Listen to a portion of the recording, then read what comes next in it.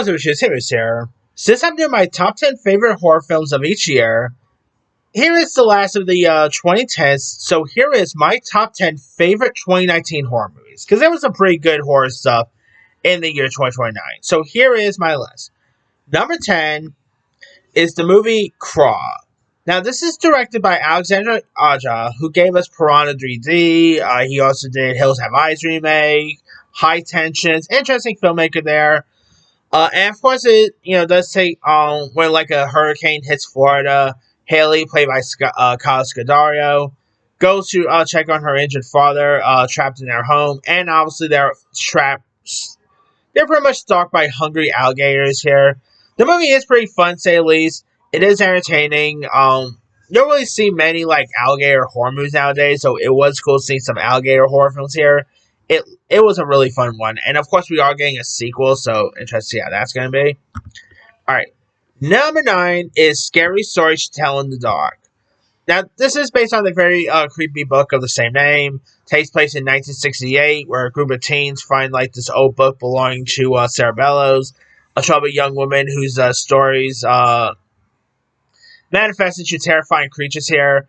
And the movie is pretty creepy. It features like stories come to life, including monsters like the Pale Lady, Harold the Scarecrow.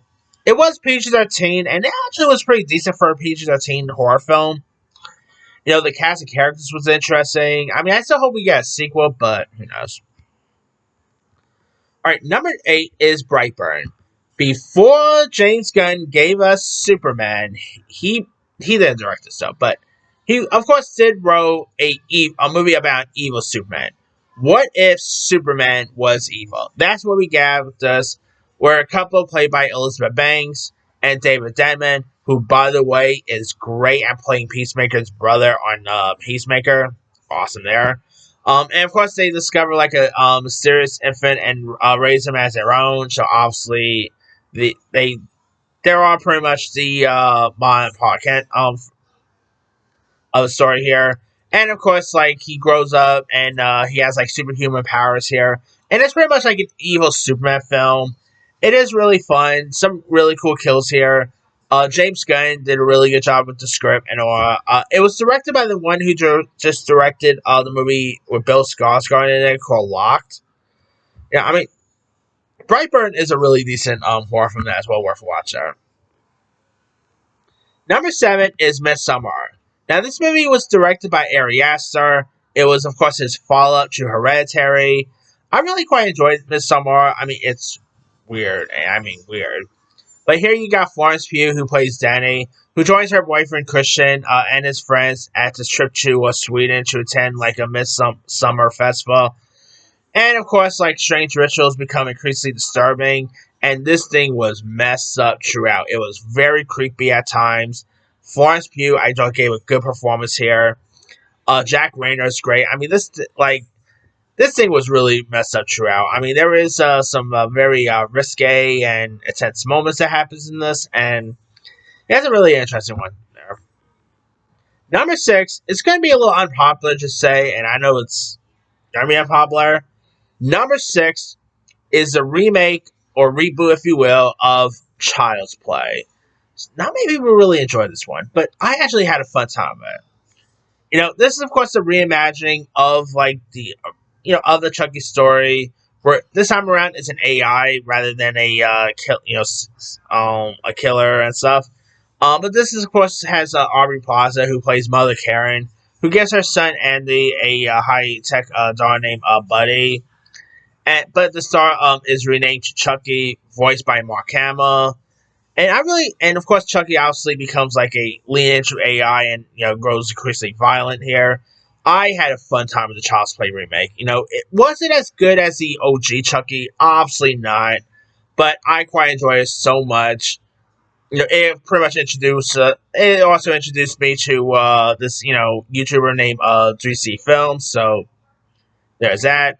But still, I really quite enjoyed the Child's Play remake a lot. It was entertaining. Love the kills here. I mean, I still hope we get a sequel, but I don't think that's ever happening. Alright. Coming in at number 5 is Dream from Hell. Of course, Dream from Hell is the the sequel to The Devil's Rejects. This time around, you have Otis, played by Bill Moseley, Baby, played by Sherry Moon Zombie, and Captain Spaulding, played by the late Sid Haig, who survived a police shootout and are in prison. And after a violent escape, Otis teams up with his half brother Foxy, played by Richard Brake, and the murder trio continues a bloody rampage across America. I had a fun time with this one. They really felt more like heroes than villains this time around. Or again, sadly, this was Sid Haig's last film in general, and Sid Haig was really great. Like it was really cool seeing Sid Haig in this. It was definitely really cool here. I mean, you had some cool cast members as well. Like one person in this is of course the actor who plays one of the cast members in this is the actor who played Angie's father on George Lopez. He pops up in this one. It was cool to see there. The gym coach from Dot Marie Jones from Glee, she's in this. Cher's son is also in this one as well. Chaz Bono. I mean, got some cool cast members popping up here and there. Some of the kills are really great. It's entertaining. I really had a fun time with this one, and it's such a shame this next movie will go on to be The Terrible Monsters, but all right. Coming in at number 4 is we are getting a sequel for this one. But number 4 is the first film, and that is Ma. Of course, directed by Tate Taylor, who go on to obviously before this he did The Help. This does star Octavia Spencer, who plays like this middle-aged woman who befriends a group of teens and gets them and pretty much lets them use her basement to party, and she turns to be takes a dark turn that becomes excessive, violent, and all. And Ma, I thought it was really good. Octavia Spencer was great in this. It was really messed up throughout. Of course, you got people like Luke Evans pops up in this. It is a really decent horror film that is well worth a watch, and I'm really curious to see the sequel when that comes out. Number 3 is Us. Of course, this was Jordan Peele's follow-up to Get Out, where this family, takes a vacation to Santa Cruz, only to be confronted by terrifying doppelgangers. I had a fun time with Us. I thought, the cast of characters is great. I really love the original aspects here that about doppelgangers. Because that's what is always so scary is usually yourself. But yeah, I really quite had a fun time with this one. I just thought it was really cool. Lupita Nyong'o, I thought was great. Winston Duke, Shadai Wright Joseph, Elizabeth Moss, Tim Heidecker. I mean, it's a really good one that's well worth a watch. All right. Number 2 is It Chapter 2. Now, of course, this was the follow-up to 2017's It, set 27 years after the events of 2017's It, where the adult members of the Losers Club, played by decides to return to Derry, and of course, Pennywise resurface to terrorize the town here. Majority of them are portrayed by, the adult versions are played by James McAvoy, Jessica Chastain, Bill Hader, many others. It Chapter 2 is a really decent one. Is it as good as the 2017 one? Maybe not. I still think the 2017 version is a little better. But I still had a fun time with the sequel. It was a really decent follow-up. And obviously we got Welcome to Derry in the next couple of weeks, so can't wait for that. And my number 1 favorite horror film of 2019 is Ready or Not, starring Samara Weaving as Grace, who marries into a wealthy family who have built their fortune on games here, and on her wedding night, she's forced to into a sinister family tradition, playing like a deadly version of hide and seek here, and Grace must fight to survive here, and it's really fun. Great kills here. It is entertaining. Adam Brody's in this. He's really good. Samara Weaving is amazing in this. I mean, I had a fun time with this, and of course, next year, we got the sequel coming out. I cannot wait to see how the sequel's going to be, but anyway, that's, of course, pretty much it. Here is my quick rundown. Number 10, Craw. 9, Scary Stories to Tell in the Dark. 8, Brightburn. 7, Midsommar. 6, Child's Play from 2019.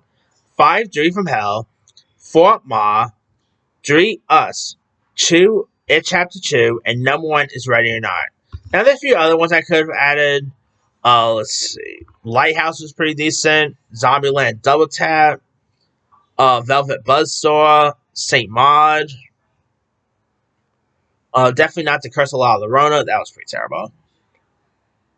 I really quite like Happy Death Day to You, but was more of the sci-fi territory more than straight up horror, But anyway, yeah, there was some really good ones that year. Little Monsters with Lupita Nyong'o. I mean, 2019 had some really good horror stuff there. But let me ask you guys, what's some of your favorite horror films of 2019? Draw comments below. Don't forget to like, subscribe, hit that bell for notifications. This is Timmy Simon.